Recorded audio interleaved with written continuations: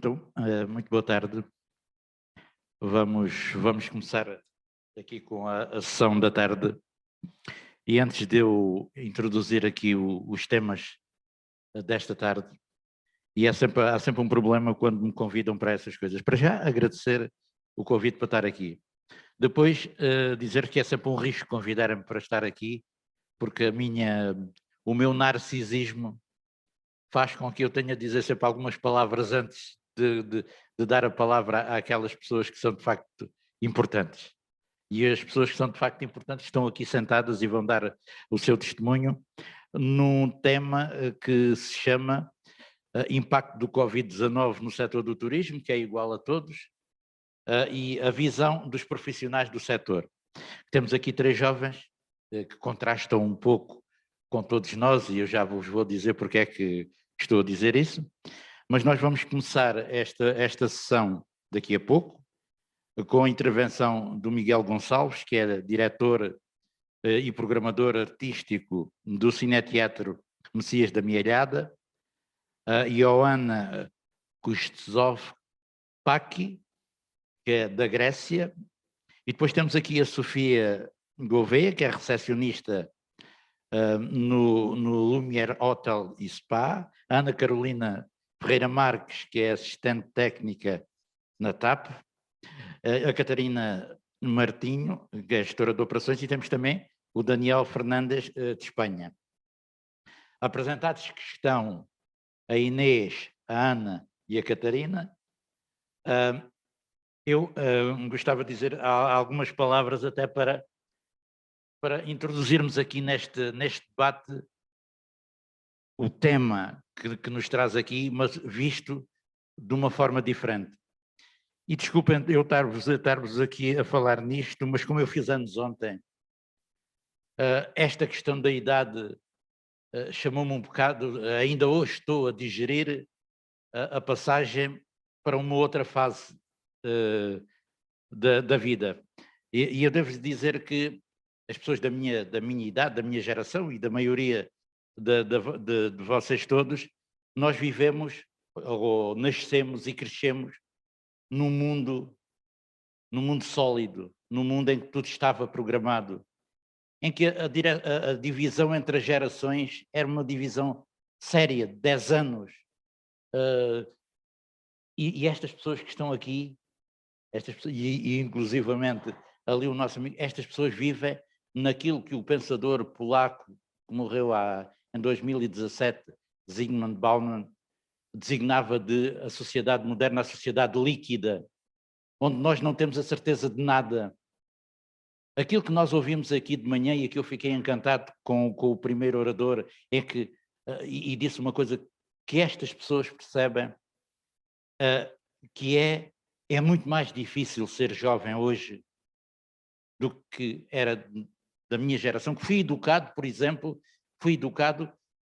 a minha geração nascia duas vezes, nascia quando saía da barriga da mãe e depois nascia quando tinha 20 anos, quando vinha da tropa, porque nós vivíamos na guerra. E, portanto, a grande preocupação da sociedade, a grande preocupação dos meus pais era eu sobreviver à guerra. E depois, a partir daí, então é que nós começávamos a ter uma vida diferente.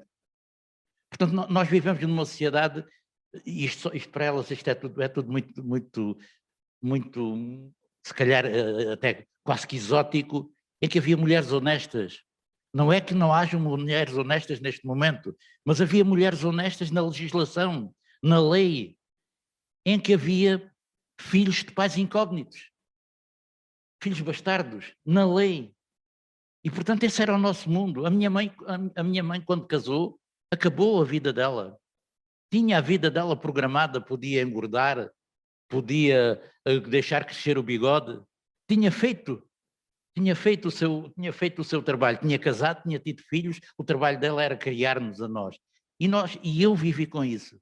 E, de repente, nós que nascemos numa sociedade sólida, estamos a envelhecer numa sociedade líquida. E como é que nós nos adaptamos a isto? Quando é que nós nos adaptamos a dizer que hoje nada é previsível? Eu tenho um filho com 16 anos. Eu não sei qual é a educação que eu devo dar. O nosso amigo Isaías foi professor Qual é a forma como nós ensinamos aquelas pessoas? Eu às vezes costumo ficar, um dia destes estava a falar com o meu filho e disse assim: eu tirei o curso de datilografia. Meu Deus, o curso de datilografia. Eu ainda hoje sou traumatizado pelo Azerte. Eu tenho o trauma do Azerte. Eu escrevia, fazíamos as margens e depois fazíamos as provas cegas, não é? Em que nós tínhamos. E hoje o meu filho está todo dia no telemóvel e é com um dedo. E ele com 2 dedos está ali a fazer aquilo. E nós às vezes dizemos assim, mas são eles que são mais felizes. Somos nós que somos mais felizes. E isto tudo para dizer que é interessante, que aquilo que eu quero que estas pessoas falem é dos sonhos. E a pergunta que eu lhes vou fazer daqui a pouco é uma pergunta que nós todos devíamos fazer a nós e que nós devíamos, principalmente organizações que têm valores e valores importantes como esta, a palavra e a pergunta que nós devíamos fazer todos os dias, que é: o que é a felicidade? Porque nós todos, façamos aquilo que façamos, trabalhemos naquilo que trabalhamos, todos nós temos um objetivo na vida, que é ser felizes. O problema é que se eu chegar ao pé de um colega meu e disser assim: tu és feliz? O que é que ele me responde? Sim, tenho os filhos criados. Fui de férias para o Algarve, para um hotel. Troquei de carro a semana passada. Mas isso é felicidade. Mas nós, infelizmente, no meio deste turbilhão todo, se calhar atingimos e dizemos que isso é felicidade. Mas será que os jovens querem isso? Será que o grande trauma que nós temos do mundo líquido, eles o têm? Será que eles não estão muito mais preparados para enfrentar estes mundos que a nós nos parecem que é o fim do mundo? Esta crise que nós esquecemos, que estas crises existiram sempre. E quem sabe de história e quem estuda história sabe que existiram sempre estas crises. E sabe, quem também, enfim, lê um pouco e estuda um pouco de Nietzsche, que há o eterno retorno do mesmo, que daqui a 10 anos, eu estou a falar em 10 anos ou 20 anos, que é a minha esperança de estar cá daqui a 20 anos, que daqui se calhar a 20 anos, já poucos se lembram disto. Lembram-me de nós que passámos por isto. Lembram-se elas que tiveram 1 ano ou 2 fechados em casa, sem saber porquê. Eles sabem porquê, mas não compreendem. Por isso é que é cada vez mais difícil estes confinamentos. Se fizerem outro daqui a 3 meses, já ninguém cumpre. Por muito que queiram cumprir, não cumprem. E, portanto, eu quero que esta parte dos nossos trabalhos seja, de facto, para nós ouvirmos pessoas que estão numa profissão ligada ao turismo, e estão numa profissão ligada ao turismo porque tiveram sonhos, porque querem ser felizes, e querem ser felizes a trabalhar naquilo que elas escolheram para trabalhar. Mas estão muito melhor preparados para nós, porque elas já vivem numa sociedade líquida, elas já sabem que têm de utilizar uma coisa que é fundamental para elas. O ciclo da vida dividiu-se em 3 partes, digamos assim. Houve uma primeira parte em que quem vencia eram os fisicamente mais aptos, os guerreiros, os heróis, eram eles que impunham a lei. Depois vivemos uma outra fase que quem dominavam eram as pessoas mais ricas. Eram elas que dominavam. E agora estamos a viver numa fase em que têm de ser as pessoas mais inteligentes. E há pouco o Adolfo Nunes disse-nos aqui que, de facto, o futuro estava na educação, no conhecimento. O meu pai tirou um curso e viveu a vida toda com um curso. Hoje nós temos de estar sempre a ser reciclados, porque é muito rápida a mudança. E, portanto, quando eu digo que nós vivemos numa fase, numa era da inteligência, nós, por exemplo, hoje em dia sabemos que a pessoa mais rica não é o produtor de carros. Foi um indivíduo que inventou o Facebook, que inventou o Google. Não precisou dessas matérias. O que é que ele utilizou? Utilizou a inteligência, o conhecimento. E é isto que estas pessoas têm de fazer. Isto é, se nós mais velhos, nós os tais que vivemos ali entre a fronteira, entre o sólido e o líquido, porque conhecemos uma parte e conhecemos a outra, o que é que nós podemos dizer? É que utilizem a inteligência. E nós muitas vezes estamos, em vez de dizer para utilizar a inteligência, dizemos, usa aquilo que te dá mais. Vai para o curso que está a dar. E muitas vezes não é o curso que está a dar que vai dar a felicidade. O que vai dar a felicidade é que, seja no curso que escolherem, eles terem de trabalhar, eles terem de ser melhores, eles terem de ter uma ambição de ser, não de ser os médios, mas de ser os melhores. E eu terminava só aqui para falar, porque Santo Agostinho foi um devasso, digamos assim, durante o tempo que foi possível. Ele queria, e como era uma pessoa inteligente, dizia, pronto, eu sou hedonista, eu gosto é dos prazeres da carne. E teve um filho de uma senhora qualquer. E depois o pai disse assim, não, o meu filho está no mau caminho, vou mandá-lo para Cartago, que era a maior cidade de África, para ele estudar. E ele foi para Cartago e quis ser o melhor, mas não quis ser o melhor que o pai queria ser. O pai queria que ele fosse um funcionário do Império Romano. E ele disse assim, não, eu vou ser professor, mas não vou ser um simples professor, vou ser o melhor professor do Império Romano. E ele era o professor do Império Romano. E depois um dia foi para Roma. E a mãe, que era católica, que era cristã, a Santa Mónica, e foi santa, convenceu e queria que ele fosse cristão. E ele no início dizia que a Bíblia era um livro muito mal escrito, que os ensinamentos eram coisas muito, muito superficiais. E então de Roma foi para Milão. E quando foi para Milão, a mãe convenceu um bispo de Milão, Ambrósio, o Santo Ambrósio, que era também mestre na retórica, e o mestre na retórica, o Santo Ambrósio, convenceu o Agostinho que de facto a sabedoria que ele dizia e que ele entendia que estava na alma só se atingia com a fé. E foi aí que o Santo Agostinho foi cristianizado e entendeu que de facto haviam valores de verdade que eram mais importantes. Isto é, porque é que eu falei no Santo Agostinho? Porque de facto é preciso seguir o seu caminho. Cada um tem de seguir o seu caminho, desde que tenha numa ideia que é fazer aquilo que gosta em cada momento, trabalhar para fazer aquilo que gosta e trabalhar muito para atingir a ser o melhor. Ontem falava com um amigo meu e disse assim, amanhã vou para o Algarve, vou para Faro. E ele disse-me assim, és um sortudo. E eu sou um sortudo? Não, eu não sou um sortudo. Eu trabalhei, eu mostrei que tinha capacidade para estar aqui. Não sou um sortudo. Quem diz que o outro tem sorte são os malandros.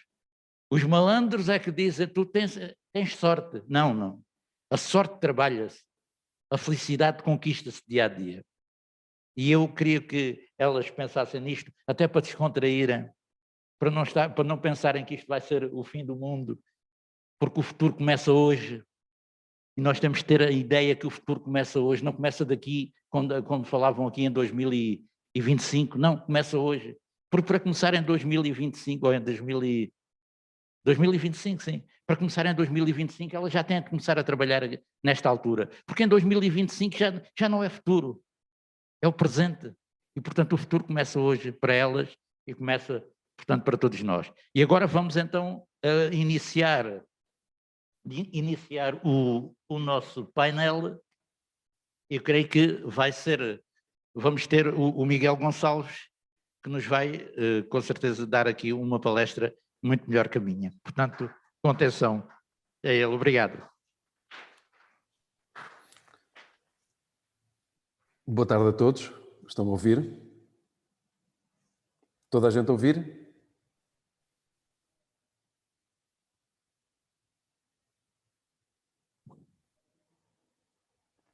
Sim, Posso falar então? Ok, é que eu daqui não ouço, não tenho feedback nenhum. Bem, eu não sou um profissional da área do turismo, sou uma pessoa que vem do jornalismo e que há pouco tempo, há relativamente pouco tempo, estive no Jornal Diário Nacional durante 22 anos e há pouco tempo mudei de profissão e, portanto, adaptei-me. E, portanto, aquilo que acabei de ouvir e que dou os meus parabéns, porque de facto faz todo o sentido. Adapta-se também de algum modo a mim, que já tenho alguns anos e que a dada altura tive que refazer a minha vida. Estive, só para contextualizar, estive durante algum tempo recentemente como diretor de comunicação da Fundação Mata do Bussaco, no Conselho da Mielhada, que é responsável pelos 105 hectares da área florestal, um património com 140 edifícios. O mais emblemático é o Palácio do Bussaco e o Convento de Santa Cruz, de 1628, e, portanto, essa foi a minha atividade mais próxima da área do turismo. Neste momento sou chefe de divisão de comunicação e eventos na Câmara Municipal da Mielhada e sou o diretor e programador do Cineteatro Messias. E, portanto, há aqui algum cruzamento, diria, de interesses entre aquilo que é cultura, a comunicação, mas, naturalmente, o turismo. Como a maior parte das pessoas, de certeza que não conhece a Mielhada, eu faria só uma pequena introdução sobre o que é a área, qual é a área em que eu estou envolvido, para depois então partirmos para o tema que nos trouxe aqui. A Mielhada é um concelho muito pequenino, extremamente pequenino, com cerca de 20 mil habitantes, portanto que estão dispersos por um território também ele pequenino, com apenas 112 km² de área, portanto estamos a falar de uma área muito pequena.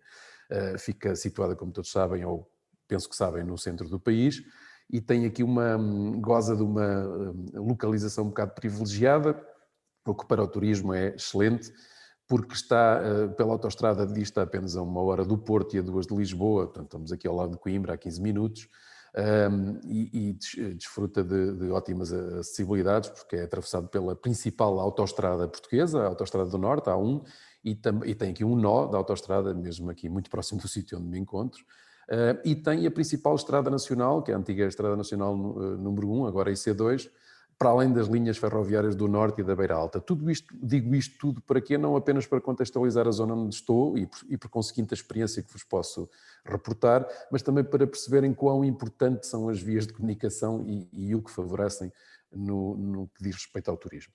Relativamente ao património existente aqui na Mielhada, ele é tão vasto no que se refere à sua história, à tradição, à cultura, enfim, à gastronomia, como em termos de recursos naturais.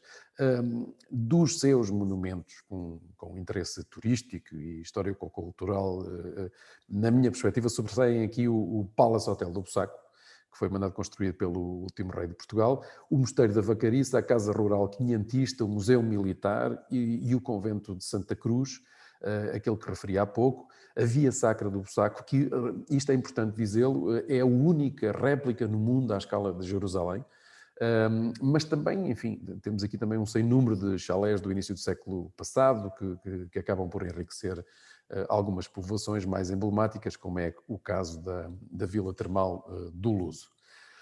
A paisagem no concelho da Mielhada é definida por extensos vinhedos, o que nos atrai também o que por um lado confere um merecido lugar de destaque na região demarcada do vinho da Bairrada, mas também bons resultados no enoturismo.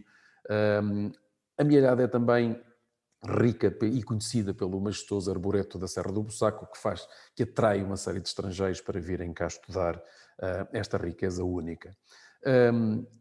A marcar este cenário, enfim, temos, como disse no início, a romântica Mata do Bussaco, que proporciona a todos momentos claramente inesquecíveis em cada um dos seus mais encantadores recantos, e é uma porta aberta aos inúmeros desafios do turismo de natureza. Portanto, o Concelho da Mielhada apresenta uma oferta turística diversificada, capaz de satisfazer todos os públicos, na minha opinião. Para além da sua gastronomia, que ganhou uma nova dinâmica com o lançamento do projeto 4 Maravilhas da Mesa da Mielhada, que é o pão da Mielhada, a água do Luso, o vinho da Mielhada e o leitão, a Mielhada tem uma oferta de excelência em áreas como o termalismo, a saúde, o bem-estar, o ar livre, o desporto e a enologia, claro. Até final de 2019, portanto antes da pandemia, todos os indicadores económicos eram de crescimento, com dados muito positivos no turismo local e regional, nos setores da gastronomia e dos vinhos, no acesso aos eventos culturais. Portanto, estávamos numa fase extremamente positiva e de crescimento. A Mielhada é muito conhecida pela Mata Nacional do Bussaco, pela água de Luso e pelas termas de Luso, mas o leitão, que foi eleito uma das 7 maravilhas da gastronomia portuguesa, é claramente a imagem de marca da Mielhada e um motor decisivo na economia local, uma importante ajuda ao setor do turismo e até mesmo da cultura, que é a área onde me encontro neste momento. Só no Concelho da Mielhada há cerca de meia centena de restaurantes associados ao leitão, que servem diariamente à semana uma média de 300 a 400 leitões. Números que crescem para mais do dobro aos fins de semana e, sobretudo, em período de férias. Há cerca de 2.000 pessoas envolvidas, direta ou indiretamente, no negócio da restauração. Estamos a falar de um negócio que envolve uma faturação anual superior a 50 milhões de euros.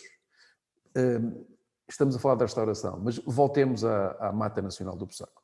Quanto à Mata do Bussaco, um monumento nacional candidato à Unesco e o mais importante local de visitação turística da Mielhada, falamos de uma floresta que recebe mais de 275 mil pessoas por ano. Era este o último indicador que é possível apurar, portanto, anterior à pandemia. É o segundo local mais visitado da região. Só é superado pela Universidade de Coimbra, que, como todos sabemos, é Património Mundial da Unesco. Ora, com a pandemia, que é isto que estamos hoje aqui a discutir, a abordar, tudo isto ruiu. O turismo local virou um deserto, uma assombração. Os monumentos nacionais fecharam portas e por conseguinte, a Mata Nacional do Bussaco, monumento nacional, passou de um dia para o outro para faturação zero, sendo que algumas das despesas de funcionamento da Fundação Mata do Bussaco continuaram, logicamente, diariamente a ter de ser suportadas por uma instituição que de repente ficou sem receitas, não é? E, portanto, as entradas de viaturas na Mata Nacional do Bussaco passaram a ser inexistentes, as entradas no Convento de Santa Cruz do Bussaco passaram a ser zero. Falemos das termas de Luso, outro indicador importante do turismo no Concelho da Mielhada. As termas de Luso fecharam portas e a economia que dependia dos termalistas, logicamente ressentiu-se, resultando daí o encerramento de alguns estabelecimentos comerciais com consequentes despedimentos de trabalhadores. Restaurantes. Os restaurantes fecharam portas e entraram num registro de queda absolutamente assustadora. Alguns não resistiram e isso acabou por se refletir no aumento da taxa de desemprego local e regional. A maior feira anual do Concelho da Mielhada, que é a Festame, que captava mais de 300 mil visitantes em 10 dias de eventos, foi cancelada. O MEA Jazz, o Festival de Jazz da Mielhada, e o Festival de Artes para Crianças Catrapim foram cancelados. A programação cultural do Cine Teatro Messias, a maior sala de espetáculos do Concelho da Mielhada e uma das mais emblemáticas em toda esta região, fechou portas. Ora, tudo isto acabou por influenciar negativamente o volume de faturação das unidades hoteleiras e similares, que se afundaram num cenário de dificuldades financeiras nunca antes visto. Para tentar contrariar este cenário, a Câmara Municipal da Mielhada implementou várias medidas de apoio à economia local que só o ano passado ultrapassaram 1 milhão de euros. É preciso perceber que a esta escala da Mielhada 1 milhão de euros é muito significativo. Estamos a falar de uma Câmara muito pequenina e, portanto, é extremamente significativo. O município promoveu e pagou campanhas de promoção de leitão da Mielhada na Rede Nacional de Multibanco, em televisões, jornais, revistas e rádios, nas redes sociais, enfim, e noutros canais de comunicação. Esta iniciativa da Câmara Municipal acabou por incentivar alguns empresários a reinventarem-se, a surgirem com serviços de takeaway, de entregas ao domicílio, enfim, que até então nunca ou raramente haviam disponibilizado aos seus clientes. E alguns destes restaurantes acabaram por descobrir nesta adversidade uma nova oportunidade de negócio. Foi uma janela que se abriu em resultado de uma porta que havia fechado. O Martinho Lutero, como todos sabem, um reformador religioso alemão do século XVI, tinha uma frase que eu acho que se encaixa aqui muito bem. Ele dizia: se você está à procura de uma grande oportunidade, descubra um grande problema.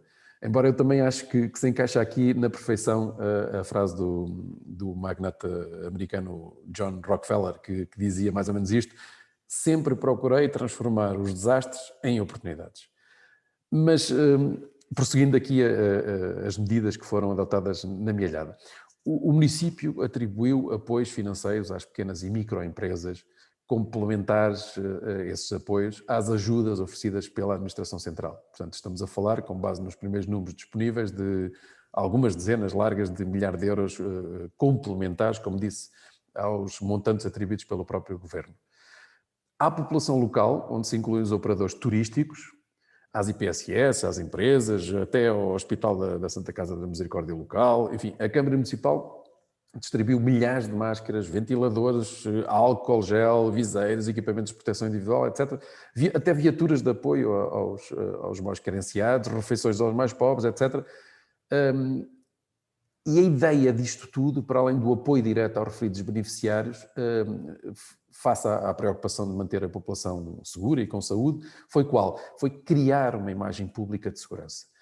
Imagem essa que fosse capaz de convencer os turistas a regressar à Mielhada tão breve quanto possível. Portanto, obviamente preocupados com a população local, com a economia local, mas quisemos ao mesmo tempo fazer aqui um 2 em 1, que foi, por um lado, acudir às preocupações locais, mas também criar esta imagem de segurança para que os turistas não deixassem, na primeira oportunidade, de regressar à Mielhada, convictos de que é seguro visitar a Mielhada e fazer turismo na Mielhada e dormir na Mielhada, fazer as suas refeições cá.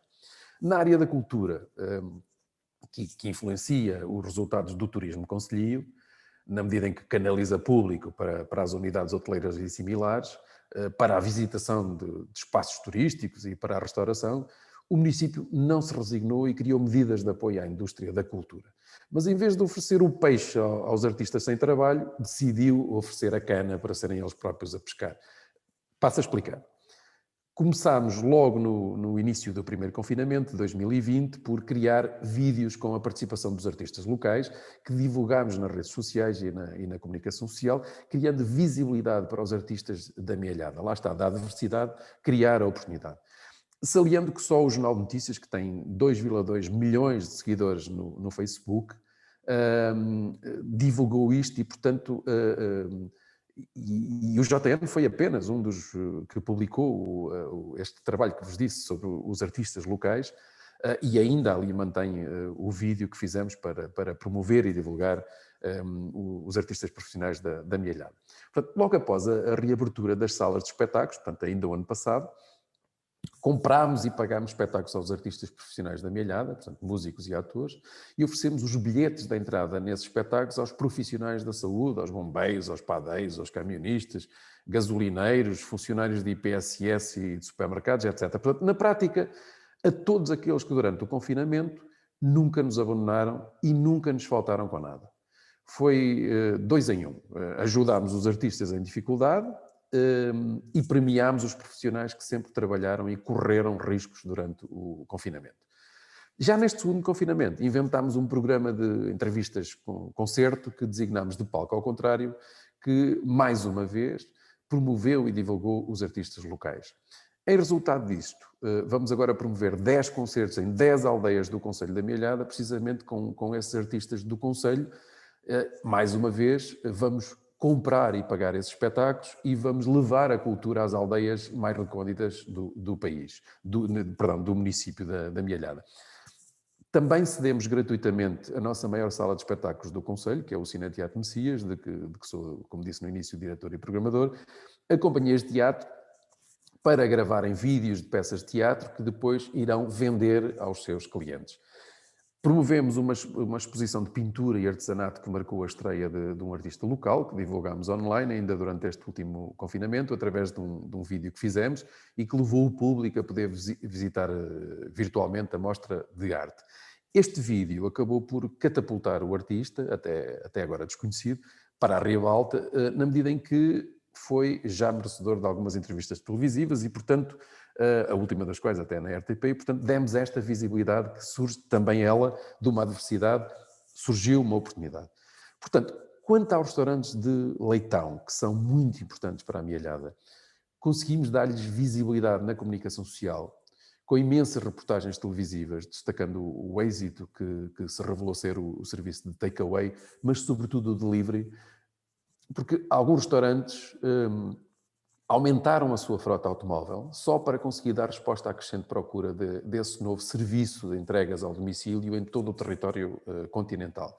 O Rei dos Leitões, por exemplo, que foi eleito o melhor restaurante da Europa 2019 pelo Conselho Europeu de Confrarias Enogastronómicas, investiu em contraciclo, adquiriu mais veículos para corresponder ao aumento de procura. Portanto, mais uma vez, das adversidades surgem as oportunidades. Mas há unidades hoteleiras que estão a fazer obras, aproveitaram este interregno para fazer também algumas melhorias, alguma reabilitação das suas infraestruturas para, quando ressurgirem, fazerem com uma melhor oferta, com mais qualidade, com mais diversidade da oferta. As termas do Luso acabaram por fazer a mesma coisa. A Mata Nacional do Bussac aproveitou esta paragem também para fazer algumas melhorias na sua floresta, que precisava de ser reabilitada. O município investiu cerca de 1 milhão de euros na reabilitação da Via Sacra, das capelinhas da Via Sacra, que, como disse há pouco, é única no mundo à escala de Jerusalém, e também na reabilitação do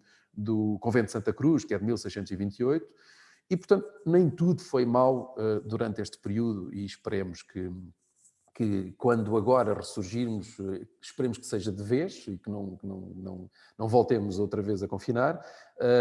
Mas pronto, eu fico-me por aqui para já, para não ser fastidioso, e vou dar a palavra a outro orador.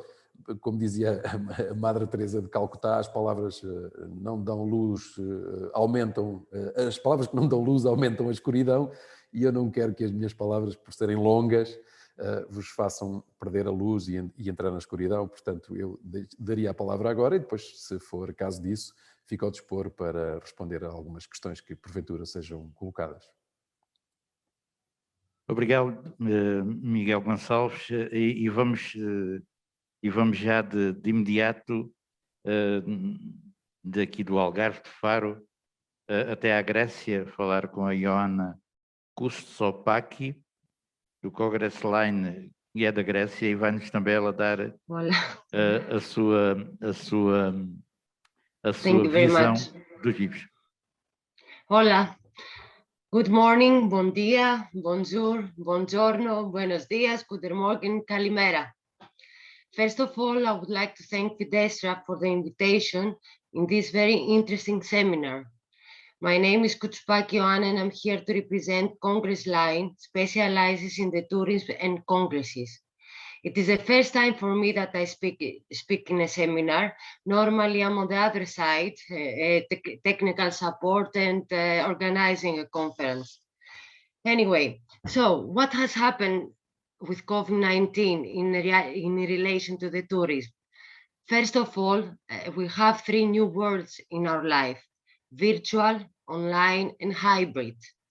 These words came as an alternative for people all over the world to communicate, to change ideas, and the most important thing, to keep in contact. Also, these words came to minimize the economical loss by canceling completely congresses and events.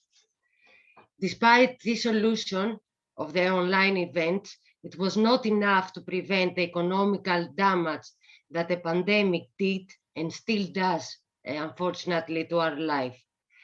The unemployment has reached levels not seen before.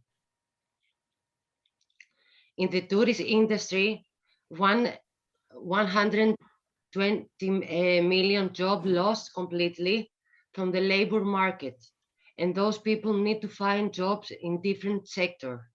In Greece, almost 200,000 workers lost their job, and they have to live with unemployment benefit till the tourism will restart again. Most of the countries have adopted different strategies. Ioana, Yes.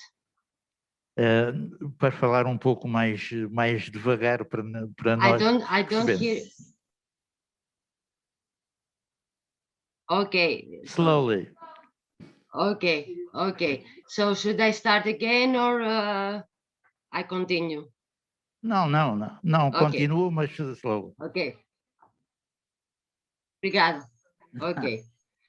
Most of the countries have adopted different strategies to minimize the economic cost of the virus and lockdowns and to prevent people losing their jobs and companies to avoid bankruptcy.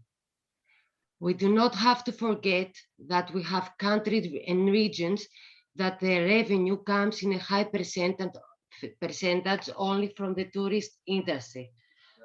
Those areas have lost important revenue of their income last year, and they have also the uncertainty for the year 2021 as the pandemic is still in our lives. In Greece, we have islands and regions that they have focused only in the tourism. Their local economy is at the edge. Most of the workers have lost already their jobs, and others are living with measures that our government has adopted. Even that the last 25 years I'm working in the tourism, I have to say now that it was not a very good idea for countries and regions to focus in a high percentage their economy in the tourism, as the tourist product itself, it's fragile and affected by many factors. The COVID-19 crisis will give us a lesson that countries, in order to have healthy and more stable economy, should invest not only in the tourism, but also in new technology, industry, agriculture, and one of the most important things that will be in our lives, public health. Public health and the access to each tourist destination and to each country, I believe that it's the key if we want to make a good restart in the tourism.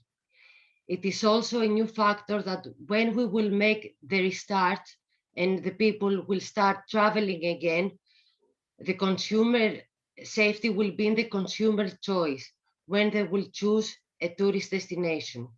Safety as a word will be very important in the years to come. It is time, my opinion, it's time for the governments to extend the support, protect the labor markets, which is very important, and invest to the health sector if we want to overcome this situation. And also, if we want to avoid perhaps a new economical crisis that I believe that will follow after the COVID-19 crisis. And this crisis will not be only for the South countries of Europe, will be maybe worldwide, and we'll see a lot of things to change in the future. In our company, Congress Line, we decided to keep our employees, and despite the difficulties that we face, we believe that all together as a team, we will overcome this situation we are all in. I believe that the trade unions and syndicates will play an important role to prevent the governments to convert the crisis of COVID-19 to crisis of a labor market. I believe that if we are all together, if we communicate still at the time online, we should do a lot in this fact.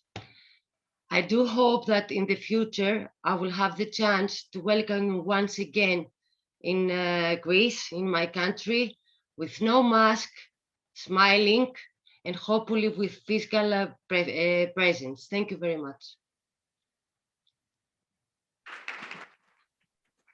Obrigado, Joana. Nós também todos queremos e desejamos que um dia também possa vir aqui porque é sempre bom. Nós somos uns animais sociais e juntos é que nós estamos bem.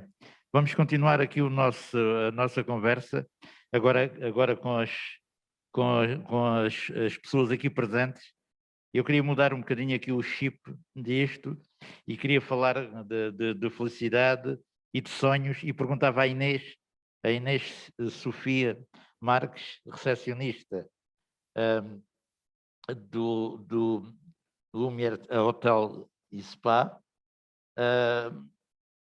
depois de ouvir todas estas intervenções, toda esta problemática, e ela com certeza que sabe que as dificuldades que existem, como é que um jovem olha para o futuro? Qual foi o sonho de entrar nesta área do turismo e como é que de repente, sem ter culpa nenhuma, o mundo cai assim em cima dos sonhos? Se ainda há sonhos. Realmente. Pronto. O meu nome é Inês, como já sabem. Eu vim de Oliveira do Hospital, que é uma cidade assim pequenina, perto da Serra da Estrela. E sempre tive o sonho de inovar aquela parte da região que era sempre ficava muito à parte, porque Oliveira do Hospital só recentemente é que ficou, pertence agora a um dos concelhos que pertencem ao Parque Natural da Serra da Estrela, Geoparque, porque o Parque Natural faz parte só muitos poucos concelhos, e a verdade é que nós temos uma vista incrível para a Serra da Estrela e eu pensei, isto está pouco desenvolvido a nível turístico, porque nós temos um dos melhores queijos da Serra da Estrela, não é o de Ceia, toda a gente pensa que sim, mas não, em Oliveira do Hospital é um queijo muito bom, incluindo o requeijão. E sempre pensei que deveriam inovar um bocadinho aquilo, porque toda a gente só vai para a Serra da Estrela mesmo para a neve, é o único sítio cá em Portugal, continental, que realmente tem neve e as pessoas podem ir lá com os filhos e visitar. Entretanto, há uma nova inovação também lá na Serra da Estrela, que é o turismo de saúde e bem-estar. Temos até um resort lá em Oliveira do Hospital chamado o Aqua Village, e sempre pensei que seria uma boa maneira de inovar aquela região. Entretanto, ingressei a minha licenciatura em turismo na Universidade de Coimbra, e acabei, entretanto, também pensei, bem, e depois tirei um menor em francês, fiz o meu seminário em turismo, saúde e bem-estar na região da Serra da Estrela, e agora para onde é que eu vou? Então pensei, se calhar vou ingressar também um mestrado, vou concorrer. Entretanto, concorri a 2 mestrados, o de gestão hoteleira e o de gestão estratégica de destinos turísticos. A boa notícia é que entrei nos 2 e acabei por escolher um bocadinho do género, o que é que eu vou escolher? Será que vou para a gestão hoteleira? Será que vou para a gestão estratégica de destinos? E comecei a pôr os 2 temas em cima da balança. Acabei por ir para a gestão estratégica de destinos, porque depois comecei a pensar, se eu não gostar mesmo de gestão hoteleira, vou começar a trabalhar mesmo aí, numa unidade hoteleira. Então, todas as minhas procuras de emprego inicialmente foi só mesmo para a área de recepção. As boas notícias é que eu não tinha nenhuma experiência profissional na altura e tive uma sorte, que é só mesmo isso, é uma sorte em que num hotel de 5 estrelas no Bairro Alto acabaram por aceitar a minha candidatura, tivemos uma entrevista e pronto, gostaram imenso de mim, porque até tinham à vontade a falar com as pessoas, gosto imenso de descobrir outros países, novas culturas, e eles acharam, pronto, um bocadinho piada a isso, e acabaram por me contratar. Pronto, o que é que acabou por suceder? Passado 5 meses, veio a pandemia, chegou março, fui para casa, pensei eu, pronto, vou-me acabar o estágio, não, porque eu estava no estágio profissional 9 meses, vou-me terminar com o estágio, venho para casa, olha, e agora vou ver o que é que eu vou fazer. Entretanto, suspenderam-me só o estágio, a bolsa do IFP acabou por me pagar 60% do salário, ou seja, fui para casa e ainda recebi alguma coisa, mas sim, fiquei sem cerca de 40%, sem nada, sem receber nada da minha entidade patronal. Entretanto, voltei a trabalhar em julho, totalmente diferente, um mundo completamente diferente. Nós temos 2 semanas em formação para saber como é que seria os nossos procedimentos no hotel. Eu até pensei, quando eu cheguei aqui a Faro, nunca tinha vindo a Faro, e este hotel tem uma coisa que nós lá não temos, e nós somos um hotel de 5 estrelas e que por acaso até achei um bocadinho engraçado, que é a parte lá em baixo que tem a parte do check-in mesmo lá sem ter o contacto com o recepcionista, é tudo digital. e achei bastante engraçado. Só que eu acho que nós não estamos ainda preparados a nível de hotelaria. E porquê? Porque num hotel de 5 estrelas nós fazemos parte de uma rede exclusiva que é Small Luxury Hotels. Lá em Lisboa, e somos dos poucos que pertencem a essa rede. O que é que Small Luxury Hotels? Basicamente é um serviço completamente exclusivo, personalizado, tudo para o hóspede. O hóspede já entra em contato connosco antes de vir, uma semana antes, e diz: eu quero isto, quero marcar X restaurante, quero X tour, por favor, marquem para mim e para a minha família. Pronto, e acabamos por marcar, mas é isso. O que é que eu vejo? Que eu acho que, na minha visão, na minha ótica, este é o futuro. É ter tudo digital, haver pouco contacto. Até comecei a pensar, se calhar, uma parte de concierge também instalada nos computadores dali daquela recepção. Só que, entretanto, há uma parte em que acho que as pessoas não estão a pensar. As pessoas pensam, quando visitam um país, eles querem falar com alguém local, além daquela cidade. E acabam por falar connosco do género: já foste a este restaurante? O que é que tu achas dele? A comida é boa? É que eu quero uma coisa completamente tradicional. Eu venho para um sítio que quero experimentar as coisas locais. Não quero Michelin Star nem nada disso. É uma coisa tradicional, uma coisa boa. E pronto, e nós acabamos também por dar um bocadinho esse serviço, só que é isso, a nível digital se calhar isso vai ficar um bocadinho aquém. Acho que devemos arranjar soluções para isso, principalmente para este tipo de turista que gosta bastante de ter uma coisa personalizada, e pronto, e também acho que a nível de hotéis urbanos vão ser um bocadinho substituídos pela parte mais rural. Por exemplo, eu vejo que as oportunidades de emprego neste momento não são para Lisboa, não são para o Porto, não é para uma cidade. É para fora da cidade, fugir completamente dos centros urbanos e procurar uma coisa muito mais rural, muito mais local. Por exemplo, Gerês, eu lembro perfeitamente que em 2020, no ano passado, até tiveram bastante visitantes na altura, Serra da Estrela e a Costa Vicentina. Então, pronto, nem vamos falar sobre isso, porque a maior parte dos turistas que foram lá no verão, desde julho até outubro, iam pelo menos uma semana à Costa Vicentina. A Catarina Martins, que é a gestora de operações turísticas, tem uma outra experiência. Já falámos nisto há pouco e, de facto, é fazer tudo, ao fim e ao cabo, e é isso que dá prazer, e tal qual como a Inês falou, de facto,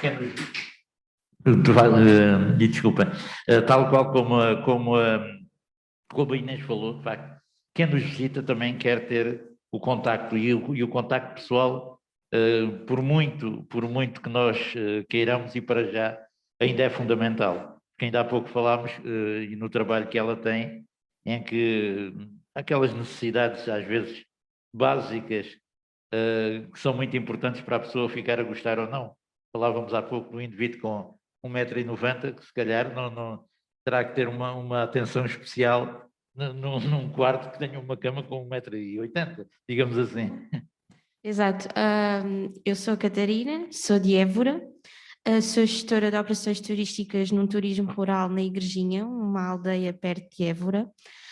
Estou lá há 2 meses. Comecei há pouco tempo porque eu trabalhava numa outra área, também um bocadinho ligada ao turismo, mas noutra vertente. Eu era formadora de hotelaria numa instituição para pessoas com deficiência, em Évora também. E uma vez que surgiu o Covid o ano passado, eu tive que readaptar a minha vida. O ano passado foram 2 meses em casa, sem receber nada.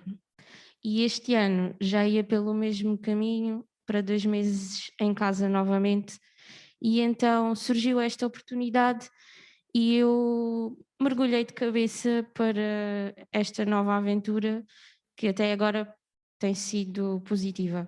Como o Mário estava a dizer, realmente a minha função é fazer de tudo um pouco, como estou a gerir aquele turismo rural, que tem 6 quartos, não é muito grande, lá está, é um espaço pequeno, numa terra pequena, mas de qualquer das formas tenho que estar sempre contactável para poder receber os nossos clientes. Ainda há pouco me ligou um cliente que queria a dita cama extra para o filho que tem 1,90 m, porque com o outro filho se calhar ficavam muito apertados na mesma cama. E eu disse, se lhe arranjava um quarto, assim é que foi. Eu disse, olha, eu gostava imenso de lhe conseguir dar um quarto, mas neste momento estamos lotados, o que lhe posso fazer é colocar uma cama extra no quarto onde está e fazer a cama para o seu filho. Pronto. O senhor ainda não me deu resposta, presumo que tenha aceito a proposta. E então, a minha função, lá está, é gerir um pouco, fazer, nós como o nome indica, a Casa de Bacos está um bocadinho ligada ao enoturismo também, temos parcerias com adegas da região, já estão desde já convidados quando quiserem ir ao Alentejo, podem ir até à Casa de Baco, nós fazemos os contactos com os parceiros para as visitas. E então, a minha função lá está, é essa mesmo, fazer a ponte entre o nosso turismo e os parceiros locais. A minha área de formação, lá está, é o turismo, mas para além do turismo também tenho uma pós-graduação em organização de eventos. O que é que o meu patrão me disse? Que é uma mais-valia para também podermos não só viver da venda dos quartos, como também aproveitar outros setores, outros serviços do turismo. E então, neste momento, também estou nessa fase de encontrar outras áreas para desenvolver na nossa casa. E lá está, o meu trabalho é mesmo isso, é o contacto com o cliente, o contacto com o fornecedor e tentar desenvolver sempre mais e mais, porque apesar de estarmos nesta época de Covid muito, muito má para todos, a casa ainda não parou, temos sempre clientes, às vezes pronto, não são os clientes que nós temos aquele target dirigido para aquelas pessoas, mas pronto, sempre vai dando para manter o turismo. Eu sou sincera, neste momento o Covid para mim foi uma forma de mudar de vida e não é bom, claro que não é bom para ninguém, mas para mim foi uma forma de voltar às origens, porque a minha origem é o turismo e realmente foi voltar a viver o que tinha aprendido já há 10 anos atrás na licenciatura, já foi há bastante tempo, e as coisas vão sempre mudando e agora vou ter que readaptar e readaptar. Mas penso que o futuro possa ser promissor, esperemos que isto acabe depressa e que tenhamos muitos clientes e muitas pessoas para outras atividades. Esta é a atitude que se deve ter, de facto, aquilo que eu disse há pouco, aproveitar as oportunidades que se tem, aquilo que for preciso mudar de vida, pois mude, e nada melhor que estas pessoas mais novas para mudarem a vida deles e para mudarem também a nossa vida, porque sem pessoas não se faz nada, e isso nós podemos estar aqui uma tarde inteira a falar de números, podemos estar uma tarde inteira a falar de suposições e a falar de projeções, mas sem estas pessoas e por aquilo que estas duas amigas já disseram, a Inês e a Catarina já disseram, de facto, elas têm sonhos, querem trabalhar, como diria o outro, deixem-nas trabalhar. A Ana Carolina é a primeira pessoa a falar com as pessoas que nos vêm visitar. Naturalmente, e nós estamos a falar de sonhos e estamos a falar de felicidade, e a felicidade dela é de facto trabalhar com público e trabalhar com turistas. Exatamente. Muito boa tarde a todos. O meu nome é Carolina, eu sou assistente de terra no lounge da TAP, no aeroporto de Lisboa. Falando primeiro nos meus sonhos, quando era mais nova, cresci numa época de crise financeira, em que o país notou que o turismo era uma boa aposta e quando fui já para o secundário já tinha decidido tirar um curso profissional porque me diziam que era uma área que ia ser muito desenvolvida. Acabei por ganhar uma paixão, tenho uma paixão pelo contacto com o público, por falar, sou muito faladora, se me deixarem o microfone na mão vou ocupar a sessão, mas sempre foi a minha paixão. Comunicar com pessoas de culturas diferentes, a falar línguas diferentes e ter essas oportunidades. Decidi ingressar também na faculdade sempre com a esperança de, neste mundo, encontrar maneiras de viajar e de conhecer, porque penso que o conhecimento nunca é demais. Licenciei-me também em Turismo e Geografia, fui colega de curso da Inês, em Coimbra, e depois tinha motivação para encontrar trabalho na área do aeroporto, porque é uma área muito mexida, quem começa a trabalhar no aeroporto não quer parar, e as minhas expectativas era melhorar as minhas línguas, as minhas competências, e fiquei 2 anos com um trabalho estável. Entretanto, fomos assolados por esta pandemia. No aeroporto já se sentia a pandemia antes dela chegar a Portugal, já sentíamos um medo tanto da parte dos trabalhadores como da parte dos passageiros, e também fiquei em layoff. Portanto, nós encerrámos o lounge a 15 de março de 2020 e ele só voltou a abrir a 19 de outubro do mesmo ano. Estive em vias de ficar sem o meu posto de trabalho. Felizmente, a minha empresa decidiu renovar o meu contrato ao saber que a TAP ia precisar destes serviços, porque, como muitos serviços do aeroporto, a equipa do lounge é contratada por uma empresa terceira. A minha empresa chama-se Janeiro. E então voltámos ao ativo, abrimos o lounge 19 de outubro, também com métodos muito diferentes. Tivemos que nos adaptar, tanto ao uso de máscaras como ao controle dos passageiros dentro do espaço do aeroporto, para que estes cumprissem as regras necessárias para mantermos um ambiente seguro, tanto para os passageiros como para os trabalhadores. Mas e vai ser sempre difícil esta adaptação que nós sentimos, o passageiro de antigamente e o passageiro de agora. As pessoas vivem num clima de medo dentro do aeroporto e penso que vai demorar muito tempo até isso mudar. Acho que parte das empresas arranjarem mecanismos para fazer os seus trabalhadores e os seus clientes sentirem-se mais seguros, e acho que estamos num tempo de ponderar, de planear para construir um futuro mais seguro. De momento, entretanto veio a segunda vaga, não é?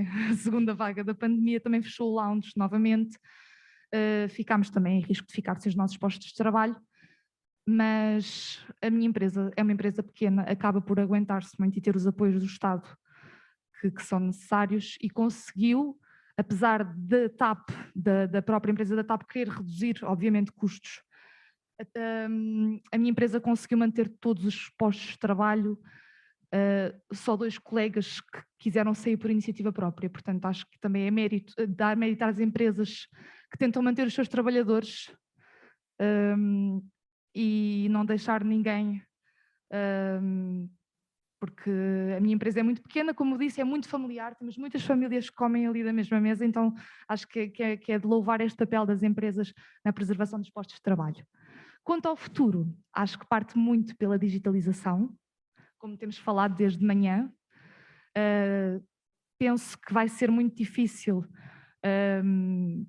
alocar os recursos humanos que trabalham no contacto com o público para a parte digital. No entanto, acho que o futuro, mesmo da aviação, passa muito por aí. Apesar de nós fazermos um serviço de excelência, por exemplo, eu faço a recepção, o bar, o apoio de sala no lounge premium, temos um atendimento diferenciado. Sei que o caso da Inês, que é também minha colega, trabalha no hotel de 5 estrelas, é um serviço diferenciado e vai ser muito difícil digitalizar este serviço, porque o contacto com o público é uma coisa que vai ter que se manter, as pessoas não vão querer perder isso. Apesar de que vamos ter que lutar contra a maré. O check-in digital já existia antes do Covid e mesmo assim havia pessoas que decidiam ir fazer o check-in premium ao gabinete. Portanto, vamos ter aqui uma época de adaptação, mas não penso que vá ser para todos. Acho que vai haver serviços que se vão manter iguais, nomeadamente os de mais de luxo. E os últimos são os primeiros, Daniel Fernandes. Esta questão que coloquei a elas dos sonhos do gosto do trabalho, aconteça o que acontecer em termos de digitalização, em termos de modernização, em termos de novas tecnologias, o fator humano vai ser sempre fundamental en cualquier actividad. Buenas tardes. Bueno, en primer lugar, deciros que mi nombre es Fran Vergara, que sustituyo a nuestro compañero Daniel Fernández, que por circunstancias personales no ha podido asistir a este seminario. Estoy encantado de estar aquí. Quiero agradecer, en nombre mío y en el de nuestra organización, CEAT España, por la invitación a este seminario, a nuestros hermanos portugueses de Fidestra, con un tema tan importante y esencial como es la situación del sector del turismo con la crisis de la COVID-19 y la precariedad laboral que está causando en los trabajadores. Hay que tener en cuenta que el sector turístico no solo lo forman los trabajadores que trabajan directamente, por ejemplo, camareros o agencias de viajes, sino otros sectores paralelos, como es mi caso, ya que tengo junto con mi socio una agencia de publicidad. Trabajamos para el Palacio de Exposiciones y Congresos de Sevilla, para el turismo de Sevilla, también para empresas que atienden su oferta para el turismo residencial. No todos los países de Europa han sido afectados por igual, ya que el peso del sector turismo en la economía de los países del norte no es el mismo que en los países del sur, como Portugal, España o Grecia, por poner un ejemplo. Ni la salida al desempleo de los trabajadores de nuestro sector es el mismo en el norte, donde el peso del sector industrial puede absorber a los trabajadores que se han quedado sin trabajo. España cerró el año 2019 con 83,7 millones de turistas extranjeros que nos visitaron.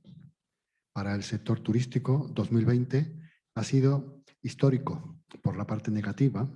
Recibió solo 18,96 millones de viajeros extranjeros. Esto es un 77% menos que el año anterior. Una disminución de ingresos paralela a estas cifras.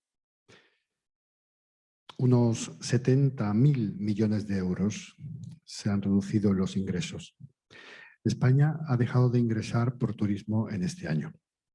Esto, unido a la falta de ingresos en otros sectores, hace que el déficit de España este año supere el 11% y el déficit acumulado supera el 100% del Producto Interior Bruto, una hipoteca que tendrán que pagar nuestros hijos o nuestros nietos.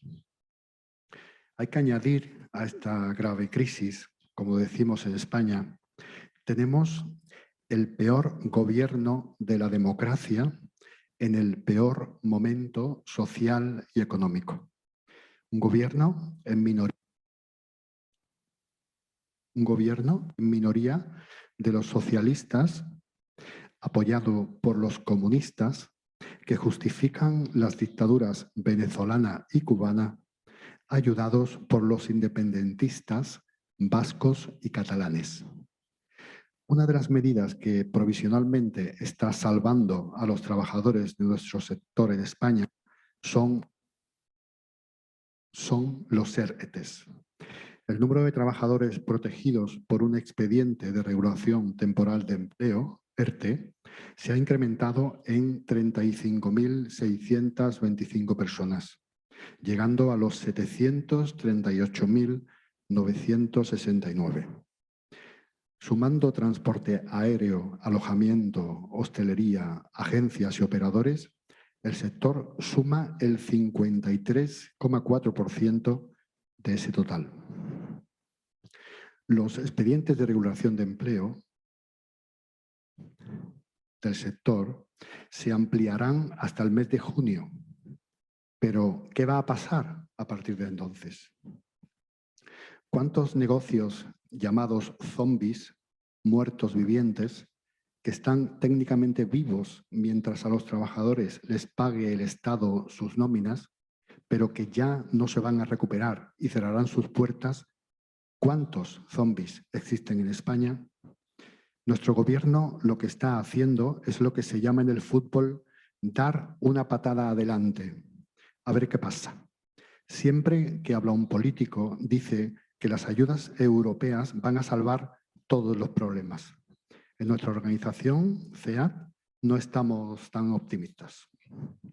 ¿Llegarán estas ayudas hasta los trabajadores del sector turístico necesitados o directamente en desempleo? ¿O se quedarán en el camino descendiente de arriba a abajo, donde están los más precarios? Esta crisis ha dejado muy en cuestión la imagen de Europa. Y no solo por el tema de las vacunas. ¿Cómo es posible que una potencia económica y política como Europa tenga menos tasa de habitantes vacunados que Marruecos, nuestro vecino del sur, o que un país como Chile? ¿Cómo, consciente que una empresa como AstraZeneca, a la que Europa le ha adelantado 300 millones de euros, se ría de todos nosotros suministrándonos la cuarta parte de las vacunas prometidas, mientras a Reino Unido les entrega todas las contratadas? Ante esta falta de confianza hacia nuestros políticos europeos, los españoles nos hacemos una pregunta. ¿Los países del norte de Europa, incluida Alemania, dejarán desarrollar un reparto de los fondos de recuperación, teniendo en cuenta la crisis del sector turístico, a sus trabajadores de los países del sur, como Portugal, España, Grecia, Italia, etcétera? Desgraciadamente, y ojalá nos equivoquemos, aquí somos más bien pesimistas. Volviendo a los datos del turismo español, en CEAT calculamos que se producirá el cierre de hasta 100.000 establecimientos, en el peor de los escenarios, cuando deje de prorrogarse los ERTES. El sector está compuesto mayoritariamente por pequeñas y microempresas, además de autónomos.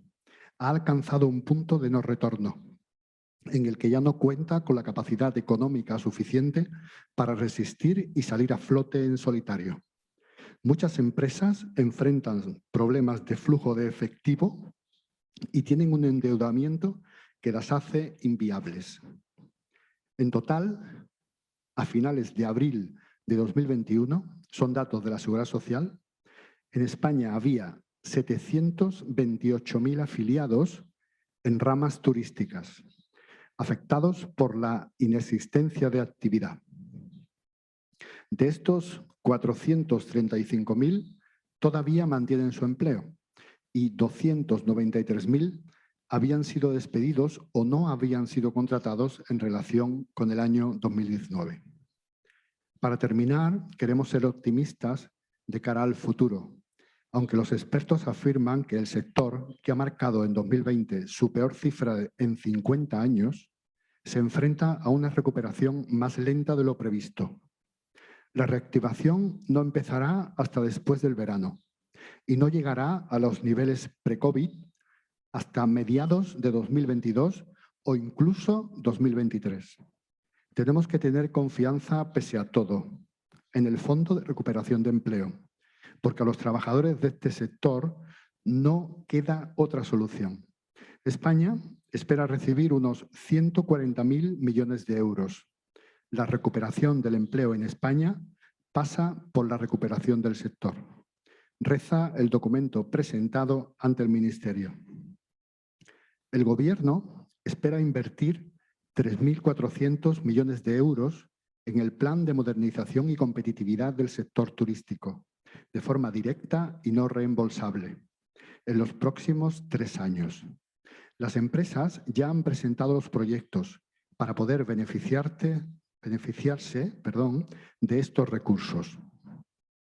Dado que el plan de ayudas del Gobierno es el único salvavidas donde agarrarse que le queda al sector turístico, es muy importante concretar la manera en que dichas ayudas van a fluir a las empresas, en qué condiciones, a quién van a ir destinadas y asegurarse que sean a los trabajadores, mediante el empleo en primer lugar y las condiciones laborales en segundo.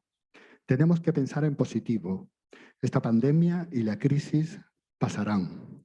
Si todo va bien y la vacunación llega a todos los europeos, todo hace indicar que a partir del próximo otoño y especialmente el verano del 2022 puede haber un boom turístico en nuestros países. Los europeos, estadounidenses, japoneses y resto de países económicamente potentes tendrán inmunidad y los ciudadanos tienen muchas ganas de viajar y de salir de sus casas para olvidar lo que está pasando. Pero, por otra parte, en Europa no tendremos competencia turística con países de otros continentes, como América del Sur, Asia y especialmente África, donde los países mediterráneos compiten contra el nuestro, ya que sus sistemas sanitarios y de vacunación harán que sea un riesgo viajar a sus territorios y, por lo tanto, saldremos indirectamente beneficiados. Ya termino. Muchas gracias de nuevo a la organización por este seminario. Quisiera darles la enhorabuena por elegir un tema tan importante para todos nosotros. Gracias.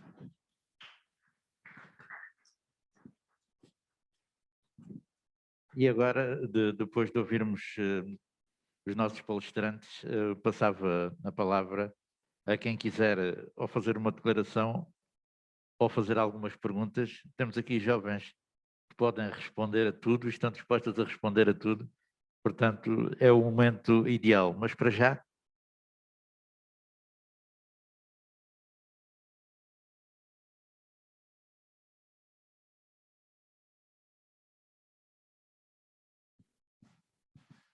Obrigado.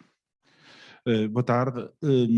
Eu cheguei um bocadinho mais tarde, lamento, tive que fazer uma coisa urgente, mas ainda bem que apanhei exatamente o que queria apanhar. Eu não vou repetir a questão que fiz há pouco, mas gostava que me respondessem de uma forma um bocadinho menos política e mais direta sobre uma grande interrogação que eu tenho.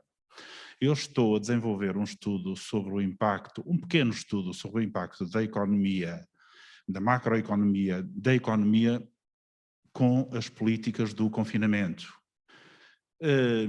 Sou muito crítico em relação a algumas coisas, nomeadamente o ser tudo igual. Igual no Porto, igual em Lisboa, igual em Freixo de Espada à Cinta. E depois verifiquei no local de que as coisas não são exatamente assim. Eu gostava de saber quem está no terreno, efetivamente, com toda a verdade, se eu estou a pensar mal, se quando saí de casa e fui também contribuir um bocadinho para que a economia mexesse, enfim, isto é quase patético dizer isto, mas se isto fosse multiplicado pelo número de pessoas, obviamente que tivéssemos todo o cuidado em termos de distanciamento social, etc, etc, etc. Porque de facto este vírus é muito perigoso. Eu tive o Covid também e sei exatamente o que isso é. Se naturalmente, com todas as cautelas, nós poderíamos ter os hotéis abertos. Eu não digo naquele fevereiro, quando fechamos, que não sabíamos muito bem o que é que aquilo ia ser, mas um mês seguinte, e não estarmos aquele tempo todo assim. Sinceramente, pedia-lhes isso porque eu vou utilizar, naturalmente sem os nomes, mas as vossas opiniões, porque eu gostava muito de saber se de facto estou a pensar mal e não é nada assim, nós devíamos era manter as pessoas em casa muito mais tempo. Está bem? Muito obrigado.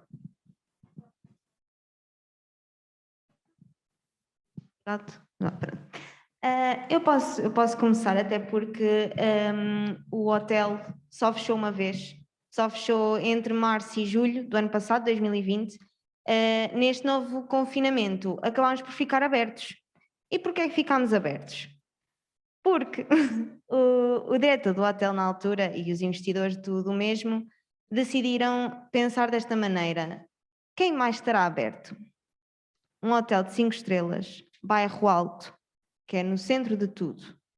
Decidimos ficar abertos e a verdade é que parecendo que não, todos os dias tínhamos pelo menos 15% de ocupação. Pronto, não é assim grande coisa, mas já era alguma receita que caía lá no hotel. Se tínhamos todos os cuidados, é assim, ao início, vou-lhe ser bastante sincera, quando abrimos, em julho, tínhamos todo o cuidado, que era, tentávamos ter um quarto que estava ocupado e dava check-out nesse dia, check-out no dia a seguir, não vendíamos o quarto. Fechávamos as vendas e o quarto ficava para um dia para desinfetar tudo. Entretanto, chegou o mês de agosto e setembro, em que acabámos por chegar com uma ocupação de 70%, ou seja, mais de metade. Não conseguimos manter a parte de ter um quarto fechado para desinfetar. Então acabámos por investir mais em equipamentos para desinfetar todo o tipo de equipamentos que tínhamos, e acabou também por ser um bocadinho mais sustentável para a empresa, porque acabou por ter um bocadinho mais de capital. O que é que acontece?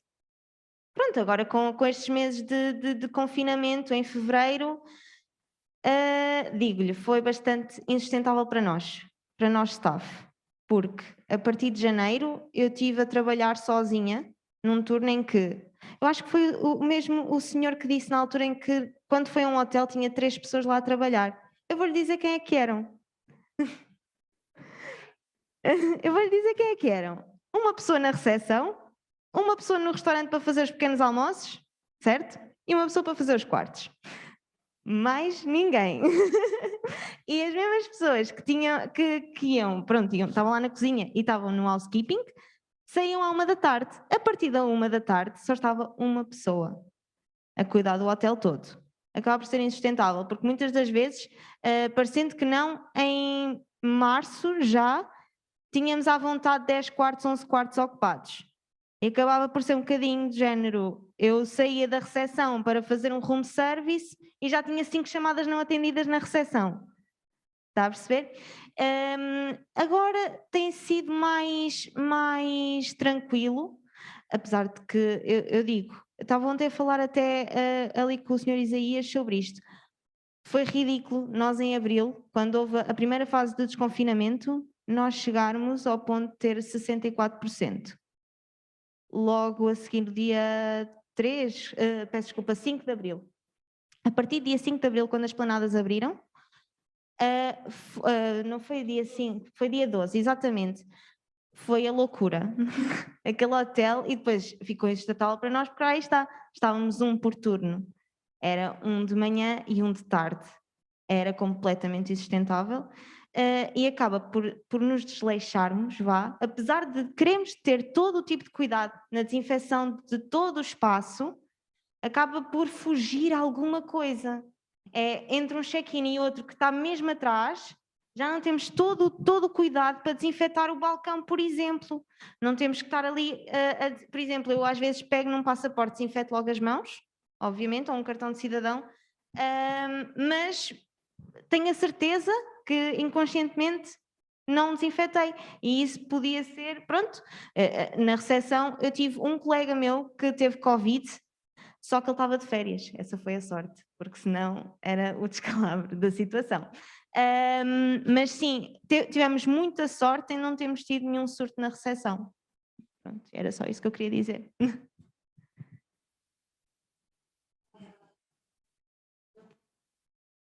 No meu caso, como disse, não sei se estava aqui, não reparei, peço desculpa. Eu estou lá há pouco tempo, mas neste tempo que estou, a nossa política é não ter o alojamento todo ocupado.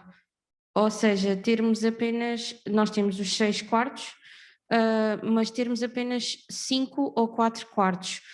Ou seja, se for todo ocupado, que seja pelo mesmo grupo, para não haver contactos e riscos com terceiros. Se não for, tentamos ter só um X, pronto, não é lucrativo para nós de todo, mas é a única forma de não haver aquele contacto, porque as pessoas vão ter que fazer os pequenos almoços todas juntas. Nós tentamos fazer em horas, como fizemos há pouco aqui, que nos pedem a hora do pequeno almoço. em horas desfasadas, mas nem toda a gente cumpre, nem toda a gente faz o que nós solicitamos. E às vezes é insustentável, lá está, ter todas as pessoas ali ao mesmo tempo. Daí a escolha de fazermos só X quartos. Quando vier agora a época alta, vai ser complicado porque nós, pronto, não temos um espaço muito grande e queremos ter receitas. Sim. Eu tenho uma experiência um pouco diferente das minhas colegas, porque eu passei de um espaço que recebia 1.500 a 3.000 visitantes por dia, para um espaço que agora recebe cerca de, num belo dia, 300 pessoas. Todas as pessoas que viajam, nós valorizamos, nós, TAP, empresa, valorizamos, e as pessoas que, tal como o senhor, fugiram ao confinamento e decidiram viajar por lazer, em classe executiva, ou que sejam passageiros Gold ou Silver da TAP, são muito importantes para nós. Portanto, eu compreendo a sua visão de querer sair e continuar a contribuir para a economia. No entanto, eu acho que se abríssemos o turismo para toda a gente, nem toda a gente consegue ter esse comportamento exemplar de ter a etiqueta respiratória, de utilizar as máscaras e desinfetar as mãos. Então eu acho que seria difícil abrir o turismo para toda a gente. Mas acho que também foi importante o seu contributo em fugir um bocadinho às regras para continuar a dar sustentabilidade a alguns negócios, aos restaurantes, aos hotéis que visitou. Agora, a outra opinião que tenho é que se calhar se as empresas hoteleiras se organizarem e reduzirem, por exemplo, a quantidade de quartos e de serviços, pode haver um serviço sustentável de turismo claro, com menos turistas e em sítios mais isolados. Aí poderia resultar, mas abrir para toda a gente, como sugeriu no início, não acho que fosse sustentável, porque nem toda a gente consegue respeitar as regras.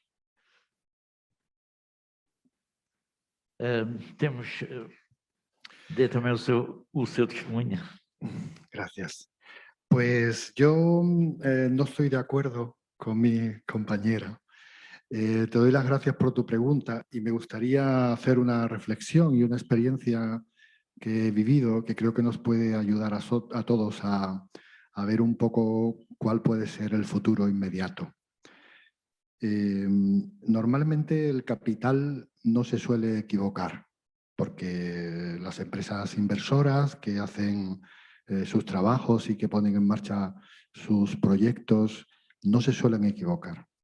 Yo vivo en Sevilla, que como sabéis es una ciudad turística. La temporada alta en Sevilla es a partir de septiembre, porque en agosto hace mucho calor y la gente se viene a Faro a bañarse. Pero para que os hagáis una idea, en este momento en Sevilla se están construyendo 7 hoteles de 5 estrellas en este momento. Según las previsiones que hay, según el ritmo de vacunación que tenemos, en el mes de junio es posible que en España el 70% de las personas estén vacunados, ¿vale? ¿Qué ocurre? Además, ya llevamos 2 años, las personas pueden ser más o menos solidarias y más o menos respetuosas con las normas, pero normalmente todos sabemos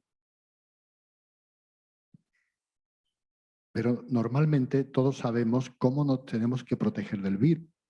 Y si hay personas que no son respetuosas, el que lo es, pues sabemos que si nos lavamos las manos, que si nos ponemos la mascarilla, que si mantenemos la distancia de seguridad, no vamos a tener ningún problema.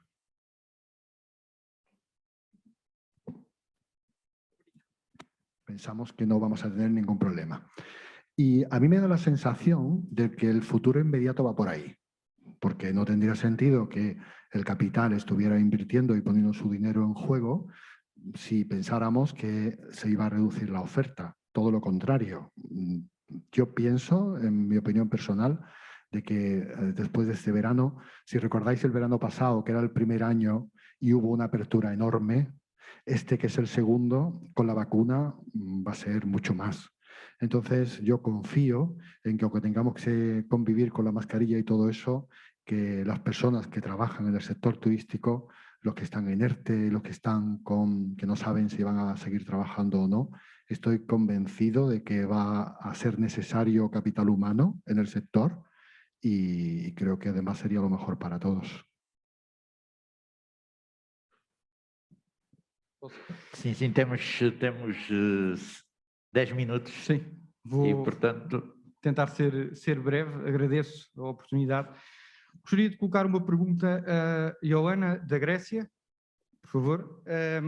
Falou do papel dos sindicatos, da necessidade de proteger o mercado de trabalho.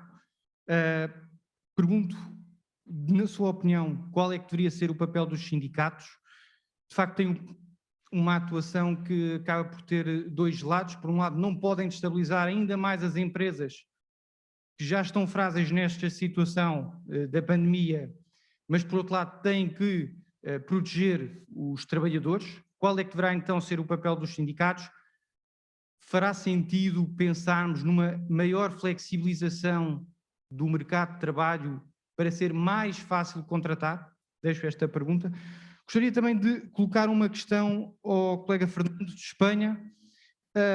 Falou no seu governo, partilho a opinião relativamente ao meu, mas deixo a questão, o que é que o governo poderá fazer em contrário para lidar com esta crise? Portanto, disse que o governo espanhol estava a chutar a bola para a frente. No seu ponto de vista, qual é que deveria ser a atuação do governo? E eu aqui gostaria de realçar uma coisa. A Europa, neste momento, neste papel, a Europa tem um papel fundamental nesta situação. Estão a ser aprovados os planos de recuperação, os planos de resiliência, e a Europa tem uma grande responsabilidade em controlar a utilização destes fundos, garantir que a utilização destes fundos é a mais apropriada, é a mais impactante a nível estrutural e, portanto, há aqui a necessidade de responsabilizar a Europa no controle destes fundos e, a atuação dos governos. Por fim, última questão, a Inês Marques e a Carolina Marques falaram da questão da digitalização, é uma prioridade europeia. Eu agora pergunto será que deve ter um papel tão forte a digitalização nesta altura? Parte muito significativa das verbas é precisamente para a digitalização, mas numa altura em que estamos a tentar manter empregos. A verdade é que a digitalização tira esses empregos e, do meu ponto de vista, não deveria ser uma bazuca de digitalização, mas deveria ser um horizonte a longo prazo dessa digitalização. No check-in estão 2 máquinas lá em baixo, eventualmente são menos 2 pessoas. No lounge da TAP, a mesma coisa. E nós agora queremos é manter o emprego. Deixo estas 3 questões, muito obrigado. Antes de responder, gostava de saber quem é que quer fazer mais ou perguntas ou intervenção.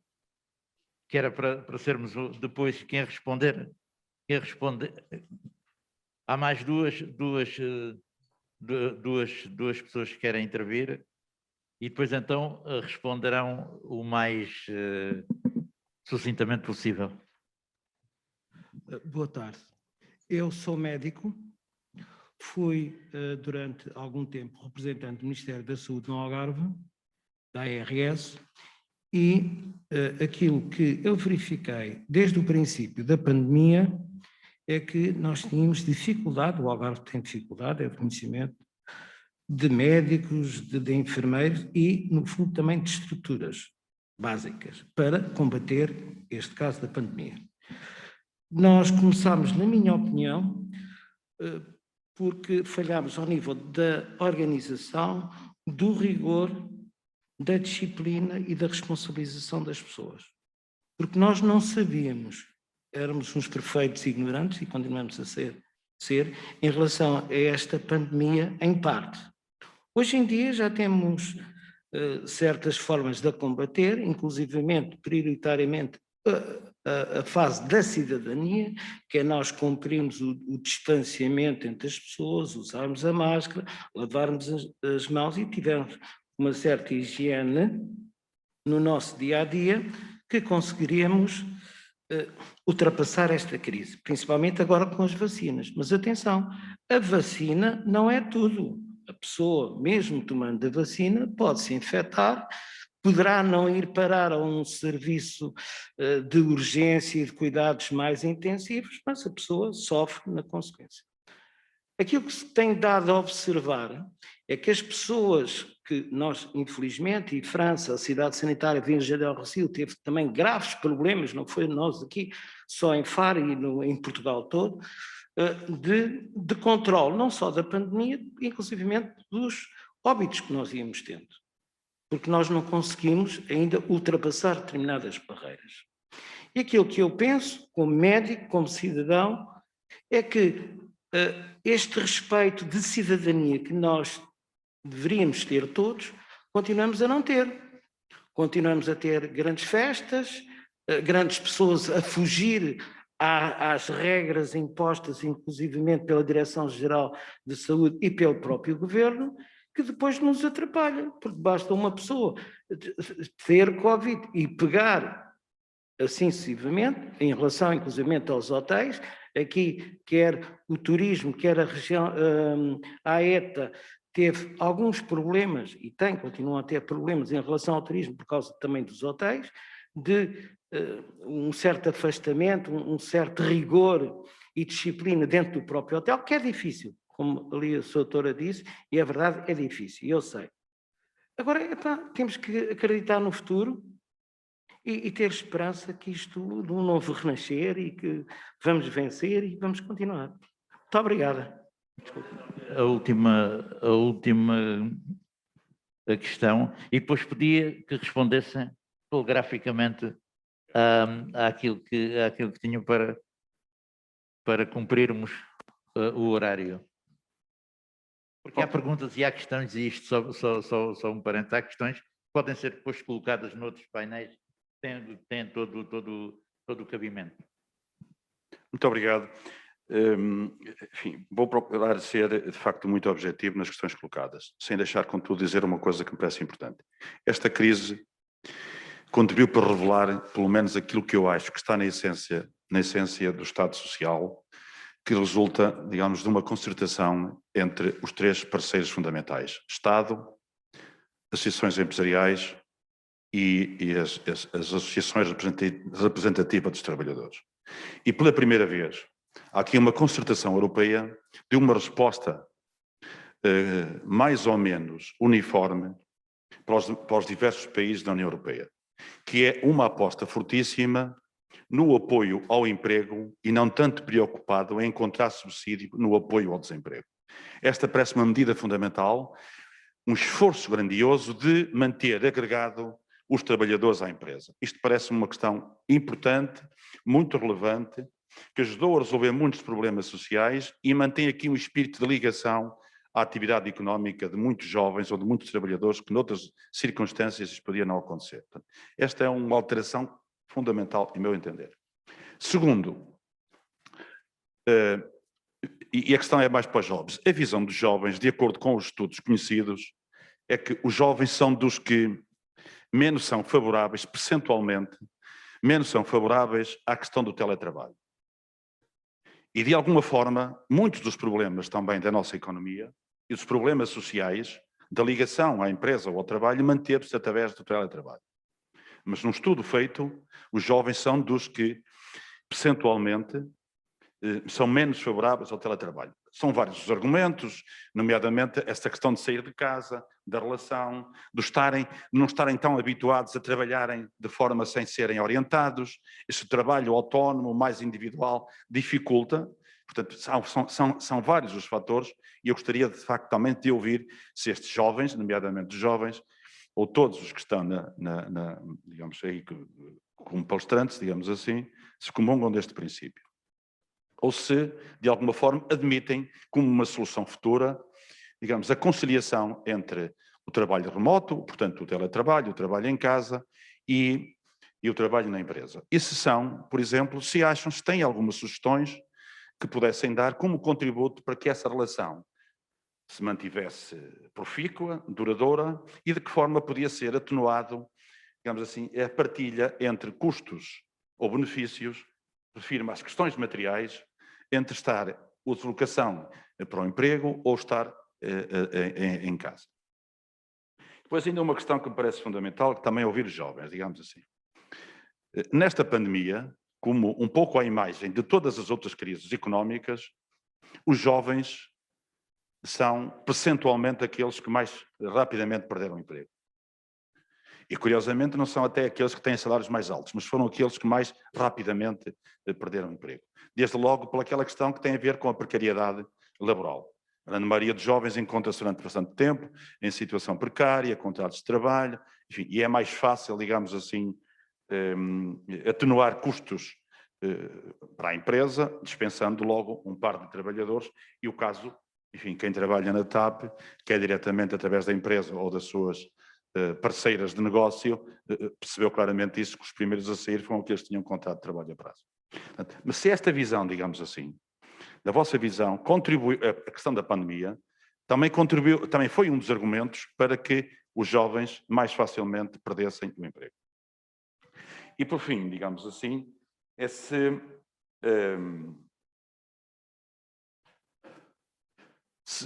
o futuro, digamos assim, nós vivemos um momento de crise diluviana, que parece que nos arrasta sem saber para onde, não é? Enfim, estamos todos nesta incerteza, quando é que isto termina. A ideia, que era muito interessante ouvir sugestões, contributos da vossa parte, era atravessando esta corrente diluviana, chegando ao outro lado da margem desta corrente, quando começamos todos a caminhar mais ou menos bem, que medidas deviam ser tomadas, ou que ações devem ser desenvolvidas, que contributos pode ser dado por quem está do lado de cá, que tem que avaliar e tomar algumas decisões, e já se desvia um bocadinho dos tempos da vossa idade, ainda que não seja, digamos assim, alheio aos problemas, não esteja de costas voltadas para eles, mas era muito importante, enfim, aproveitando, digamos assim, a experiência de 3 jovens que trabalham, ou de 4, porque o nosso amigo espanhol também é jovem, digamos assim. Portanto, porque isto também não se limita só aos jovens, mas qual seria o vosso contributo para depois da crise, como é que devíamos caminhar? Percebendo claramente que toda a gente o diz, que não vai ser a mesma coisa. Se não vai ser a mesma coisa, que coisa será? E como é que juntos podíamos estar, ou podíamos estar juntos, para resolver ou atenuar e evitar diferenciações depois da crise passar? Obrigado. Então começávamos pela Grécia e depois vinhamos assim. Portanto, Joana. Yes, are you listening to me now? Yes, thank you. I spoke about the trade unions because I come from a country that 10 years now we had economic crisis, as you know. And we need, during the pandemic crisis of COVID, to have a safe working area, because even we still work. Many of us still has to go to work and not remotely, because not a lot of things could be done remotely. We have the fear. Some of us, we go to work and we don't take extra money for the more hours that we spend, because we have we are less staff in the company that before the crisis. So I think that all of us that we work, we think that we start slowly to get together, and we're trying to find groups so we could talk and to express our ideas and to get a better income from revenue for our lives. In Greece, let's say, for instance, during Christmas time, many people, they were working, but due to the measure that our government were taking, they were working, and the company said to them, okay, you take the salary from the government, so we are okay. this is not okay for the workers, and this is not okay if we have to work under these circumstances, to follow the protocols, to wear a mask for 10 hours and to wash our hands and so and so. So that's why I say that trade unions will be an important role for that. And also because in Greece, our government, even if we had 3 lockdowns, still in many fields, they were taking decisions for our lives. And this is not correct, because if you have lockdowns, you have lockdowns. I could not express something if I'm in my house. So I believe that it's a little bit also, it's not only, for sure it's a virus, but a lot of governments, they are taking like, that's why I say that we don't have to convert COVID-19 crisis to a labor crisis, because I believe that if they don't take more measures, it will happen in the end. And also, I would like to say that I believe that we had a lot of lockdowns because our health system was not prepared. That's why in my country, we had to be inside in our houses, because the hospitals in 2020, which is unbelievable, it was not well prepared, especially in the islands and in small regions. This is something that I believe that since this pandemic came, it will change. And that's why I said that the health system the government should invest in the health system. Thank you very much. E agora pedi ao Fernando para começar. Fran Vergara. Bueno, la pregunta que me has hecho sobre qué debe hacer el gobierno de España para esto, es que no nos damos cuenta realmente del gobierno que tenemos en España. Nosotros creo que tenemos el peor gobierno de la historia de España, el peor. No puede haber otro peor. Con una desinformación. Os voy a poner un ejemplo. No sé si habéis recibido mensajes sobre la nueva cepa en la India, donde en España, en los telediarios, se muestran imágenes de piras funerarias, se muestran imágenes de catástrofe, donde comunican que han llegado a los 800 muertos diarios en India. En España, con este gobierno que tenemos, hemos tenido el mayor índice de mortalidad del mundo. India tiene 1.300 millones de habitantes y están hablando de que es una tragedia que mueran 800 personas al día. En España, con 40 millones, 48 millones, hemos llegado a 1.200 muertos al día. Y nadie habla de eso. Un gobierno de total desinformación. ¿Qué es lo que tendría que hacer el gobierno? Tendría que irse. Eso es imposible. Como sabéis, los partidos de izquierda son agencias de colocación de personas. En España tenemos el mayor número de ministerios de la historia. Ahora, por ejemplo, estamos en campaña electoral en la Comunidad de Madrid y simplemente la gestión de la vacunación se está haciendo mejor en la Comunidad de Madrid que en otras partes de España gobernados por gobiernos de izquierda. Estamos en democracia, hay que aceptar los resultados electorales y cuando toque, pues habrá que cambiar este gobierno. El día 4 de mayo hay elecciones en Madrid, que es la capital de España, y esperamos que de ahí salga un gobierno como Dios manda. Por la experiencia que tenemos todos, cuando gobierna la derecha, en los países que gobierna la derecha, o los partidos conservadores, se crea empleo, se crea riqueza y todo el mundo tiene trabajo y las personas pueden cambiarse de coche, se pueden ir de vacaciones, se pueden casar, pueden tener hijos y todos sabemos que cuando hay un gobierno de izquierdas, pues a lo mejor al principio no porque tienen las cuentas saneadas, pero cuando lo dejan porque pierde las elecciones, a España la dejaron, cuando entró Rajoy, la dejaron como un desierto. Todo estaba totalmente destruido.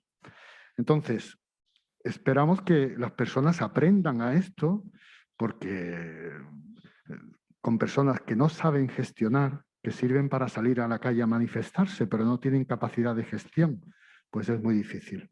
No sé si he respondido a tu pregunta. Gracias. Vamos então, Ana. Ora, começando pela pergunta da digitalização. Eu referi a digitalização, não que eu queira que ela aconteça, porque eu sei que efetivamente vai tirar postos de trabalho, como a Inês disse. A relação do check-in ser todo feito automático acaba por tirar-lhe o posto de trabalho. Eu podia bem, na minha recepção, ter um torniquete em que o passageiro passava o cartão de embarque. Se estivesse em executiva, o torniquete abria, se não estivesse em executiva, não abria. A questão são os pequenos detalhes, que acho que a interação humana vai ser sempre importante. E por isso é que eu também penso que a parte do turismo de luxo, um turismo mais personalizado, não vai deixar de ter esse contacto humano. Pode haver esta digitalização nas massas, portanto, em companhias aéreas low cost, em hotéis de 3 estrelas ou que não tenham uma classificação de alojamentos locais, podem ter um check-in mais digital, vai afetar imensos postos de trabalho. Acho que os recursos humanos vão ser alocados para, se calhar, para este turismo mais personalizado. Pelo menos numa primeira fase. E não quer dizer que eu concordo a 100%. Acho que é sempre bom a interação humana e que ninguém nos tire isso. E esta pandemia vem-nos distanciar um pouco do que é contactarmos uns com os outros, do que é termos estas reuniões ao vivo, mas nós não podemos deixar que isso aconteça, porque o contacto humano vai ser sempre importante, principalmente nesta área, porque as pessoas vêm conhecer Portugal e vêm conhecer os portugueses. Eles querem saber quem nós somos, eles querem nos conhecer. É o recepcionista do hotel que faz muitas vezes a diferença, é quem nos atende na pastelaria que faz a diferença e que também nos dá um bocadinho a conhecer do país que estamos a visitar. Podia que fosse telegráfica. Sim. Quanto à questão do teletrabalho, eu penso que só quando na questão do turismo vai ser muito difícil, a não ser agentes de reservas e quem trabalha em back-office. As agências de viagens podem também passar para o mundo digital e trabalhar a partir de casa. Acho que muito das empresas se vão conseguir responder às necessidades dos trabalhadores. Outra coisa que penso é que também mudarmos este paradigma de trabalharmos todos juntos em equipa e a troca de ideias para esta questão isolada do trabalho mais voluntário, de iniciativa própria, pode afetar a qualidade do trabalho. Acho que a discussão é sempre importante e vai sempre ser uma questão importante e espero que as empresas, ao fazerem esta seleção de quem vai para teletrabalho ou não, tenham atenção que o trabalho da equipa é muito importante para a empresa crescer e melhorar os seus aspectos. De minha parte está tudo. Queria só agradecer a todos e à Fidestra e à ESA pelo convite também. Posso? Em relação ao teletrabalho, realmente, como aqui a colega disse, é muito complicado na área do turismo. Por exemplo, no meu caso, que sou a responsável do pequeno turismo rural em Évora, realmente posso gerir as reservas online e tudo mais. Até temos um serviço em que não temos que estar presentes quando o cliente chega. Nós temos um cofre, digamos assim, em que deixamos as chaves e os acessos todos para o cliente entrar. Mas depois não está lá ninguém, é impessoal e a pessoa sente-se um bocadinho abandonada, digamos assim. Quando chega e... Então, isto está vazio, é impessoal. Eu ainda hoje estou aqui e estou a tratar de coisas que se passam lá porque estou à espera que me digam o cliente já chegou ou ainda não chegou e estava lá alguém ou não está lá alguém e é complicado de gerir essa situação do teletrabalho. Em relação ao que falou do layoff, penso que não estou errada. falou qualquer coisa da precariedade, sobre os valores e tudo mais. Por exemplo, o ano passado eu, lá está, mudei de trabalho. Porquê? Porque estava a recibos verdes. A recibos verdes eu nem estava em layoff, nem estava a trabalhar, não estava a receber rigorosamente nada. Nesta situação em que estou agora é totalmente diferente, porque tenho alguém que me dê um suporte, e na altura em que, apesar de não estar na área do turismo, estava sem suporte, e lá está, o Estado dá e dá e dá, mas depois quando chega a hora H não dá nada. Em relação ao contributo para depois da crise, o que é que podemos fazer? Nesta altura acho que não podemos pensar muito a longo prazo, porque não sabemos o dia da manhã, e realmente o Covid não está para ir embora para já, e penso que seja uma questão que se tem que estudar com todos os parceiros e todas as pessoas relacionadas, não só com o turismo, mas em todas as áreas. Inês? Muito rápido, então. Quanto à digitalização, eu acho que todos nós já dissemos que as máquinas não são seres humanos, nem nós somos máquinas. E é um bocadinho por aí que temos que ir nesta fase da digitalização. Eu acredito que o check-in online, nós tentámos implementar no hotel, não conseguimos, falhámos redondamente, porque tem que haver o contacto. Nós estamos a oferecer um turismo de luxo. Um turismo de luxo é personalizado, é uma coisa feita mesmo tailor-made para o turista. E acaba por, se fizermos tudo online, vai ficar super impessoal. Apesar de que muitas das vezes as pessoas já começam a enviar e-mail a dizer para marcar X serviços, acabam por nos enviar WhatsApps, todo o tipo de redes sociais, eles acabam por nos enviar mensagens para não haver contacto físico, ou seja, há hóspedes que eu só vi uma vez, que foi para me dar o passaporte, mais nada. De resto foi tudo por WhatsApp, por telefone, eles ligavam sempre, cada vez que iam fazer um tour qualquer, eles ligavam a dizer, olha, eu quero marcar aquele restaurante, e pronto, já estou mesmo a terminar, acabando, só para responder a uma pergunta de teletrabalho. Eu acho que os jovens, neste momento, eles sentem falta de liberdade.